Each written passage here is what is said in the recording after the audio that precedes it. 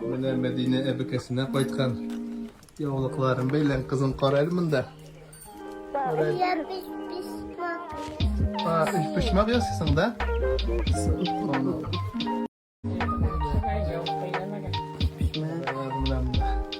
Kızın simmolar subhanallah. Onları üst geçmiyor. Üç pişmak var. Pişirirsin var mı kızım? Aha mı?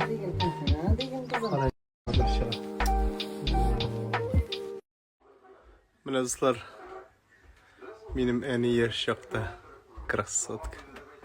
Это subhanallah бunda вообще. У моих, конечно, огонь.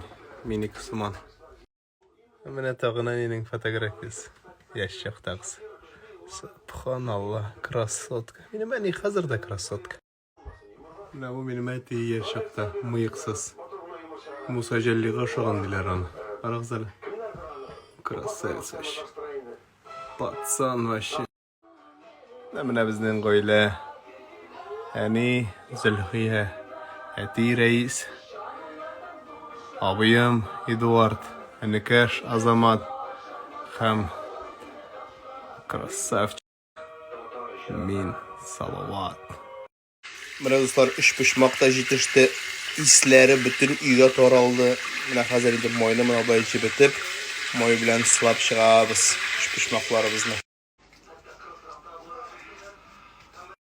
Mine dostlar üstel tavuğunu əzir. Но самое главное, мында үш пішмақ міне. Мединеники. Эй, сапа. Қызым, ну сен вообще молодец, слушай. Мында үш пішмақ болса, о. Піша көрме, піш, была көрме. Яма?